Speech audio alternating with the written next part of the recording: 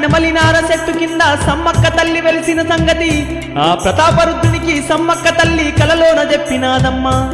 రెండేళ్లకోసారి మేడారము రాజ్యమందు జాతర జరిపించమని వచ్చిపోయే భక్తులకు అండగా ఉంటనన్నదే మన సమ్మక్క.